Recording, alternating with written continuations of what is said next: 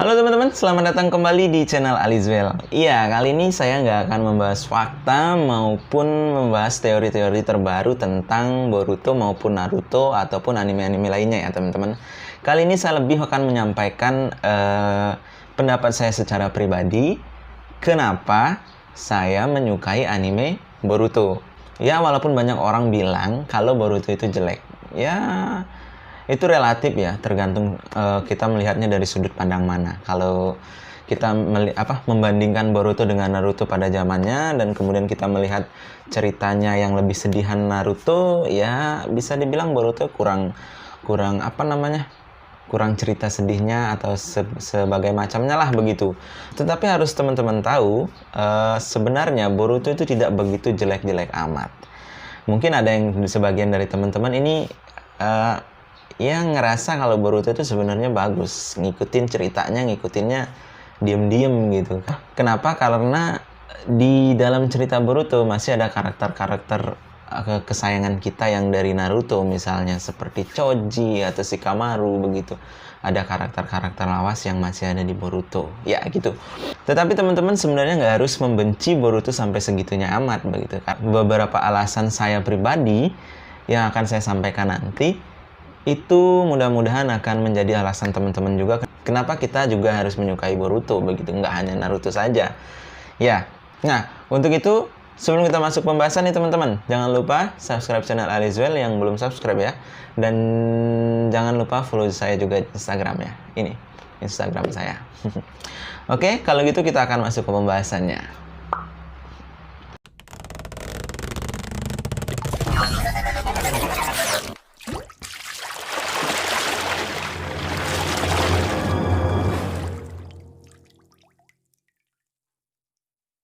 Di alasan yang pertama, ceritanya lebih bahagia dan tidak sesuram Naruto.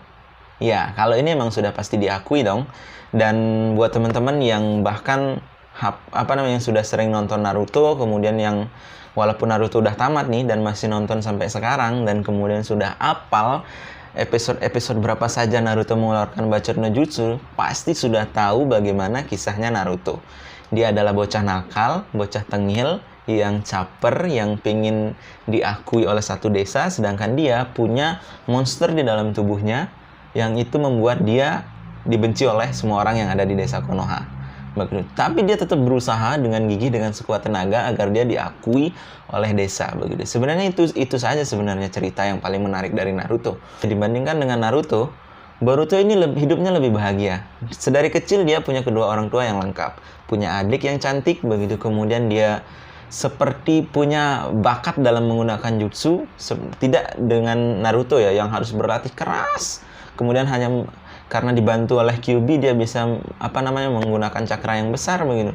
Tetapi kalau Boruto tiba-tiba dia punya elemen listrik begitu, kemudian bisa Kage Bunshin begitu, sedangkan kita tahu kalau Naruto itu susah sekali belajar Kage Bunshin, bahkan sering sekali diolok-olok. Jadi seperti itu teman-teman. Boruto dari kecil hidupnya sudah bahagia. Ya, rata-rata kebanyakan orang yang ngalamin kehidupan sama seperti Boruto lah. Begitu, punya kedua orang tua, punya adik, punya teman-teman yang lengkap begitu.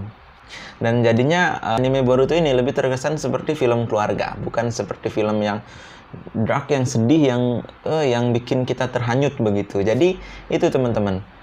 Cerita yang ada di anime Boruto atau yang mengisahkan Boruto itu lebih bahagia ketimbang Naruto itu sendiri begitu.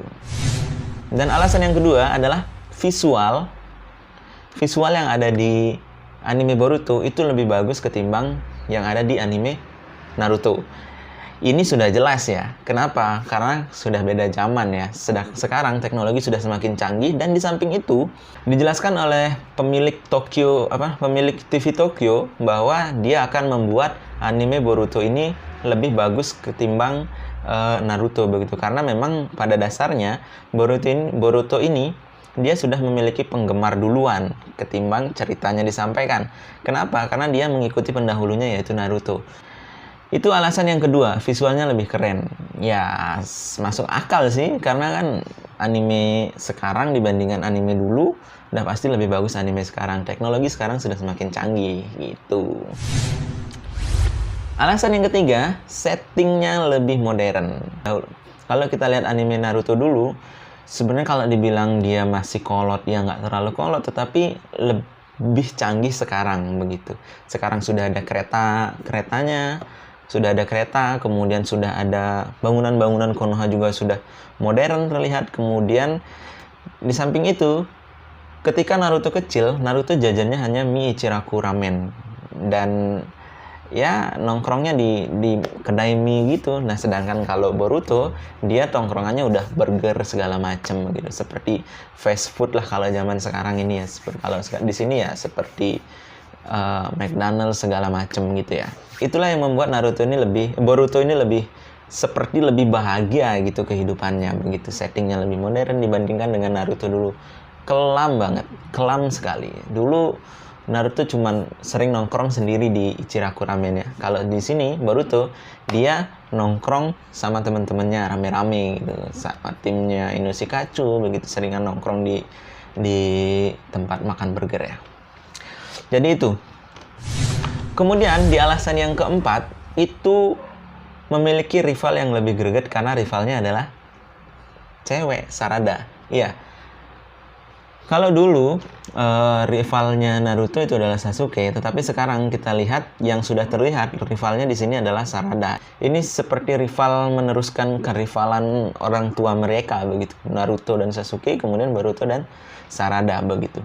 Jadi kalau dulu Naruto dan Sasuke isinya itu hanya pertarungan. Nah, gimana kalau Sarada dan Boruto? Pasti isinya pertarungan cinta, iya. Pertarungan cinta, iya. Jadinya si Boruto ujung-ujungnya bucin juga ya. Jadi ini akan membuat ceritanya lebih greget karena rivalnya adalah seorang cewek, teman-teman. Jadi lebih berwarna gitu nggak? Kalau si Boruto kan dari kecil udah bersaing, ujung-ujungnya tumbuh benih-benih cinta. Ya gitulah teman-teman ya. Jadi alasan yang keempat itu rivalnya Boruto itu lebih greget karena rivalnya adalah seorang cewek. Kemudian yang terakhir itu alasannya adalah lebih banyak misteri. Ya kalau bilang lebih banyaknya sih enggak, cuman setiap anime shonen atau anime yang seperti Boruto gini itu pasti akan menyelipkan misteri-misteri yang membuat kita ketagihan untuk menontonnya. Setiap anime yang saya tonton lebih kebanyakan seperti itu. Ya, kita lihat saja Naruto. Di awal disuguhin misteri si Rikudo Senin begitu. Kemudian kalau di Boruto dari awal kita disuguhin di episode pertama nih contohnya. Sudah disuguhin pertarungan antara Boruto dan Kawaki. Sedangkan sampai sekarang Kawaki belum muncul di anime, tapi di manga udah ya. Yang buat pembaca manga mungkin sudah pada tahu, tapi di anime itu belum muncul atau belum disinggung sedikit. Tetapi kayaknya di opening terbaru sudah ada silut-silutnya Kawaki ya begitu teman-teman. Nah, jadi ini misteri gitu. Di awal dikatakan bahwa Kawaki akan mengirim Boruto ke tempatnya Naruto. Apakah Naruto-nya sudah mati atau gimana? Kan banyak spekulasi teori-teori yang mengatakan bahwa Naruto itu mati dibunuh oleh Kawaki. Tapi itu masih misteri. Belum tahu kebenarannya. Masih gantung ya teman-teman ya. Oke. Nah, itu alasan yang kelima. Lebih banyak misteri. Nah, teman-teman. Itu adalah pendapat saya pribadi. Sekali lagi, itu adalah pendapat saya pribadi. Nah, kalau teman-teman punya pendapat lain, kenapa Boruto ini layak untuk disukai, dan kenapa Boruto ini tidak layak untuk dibenci, silakan tuliskan pendapat teman-teman di kolom komentar. Nanti kita diskusi di kolom komentar ya, teman-teman. Siapa yang komentarnya yang paling masuk akal, kita akan bahas di sebuah video, dan kita akan jadikan konten. Jangan lupa share video ini, kita bertemu lagi di video selanjutnya. Bye-bye.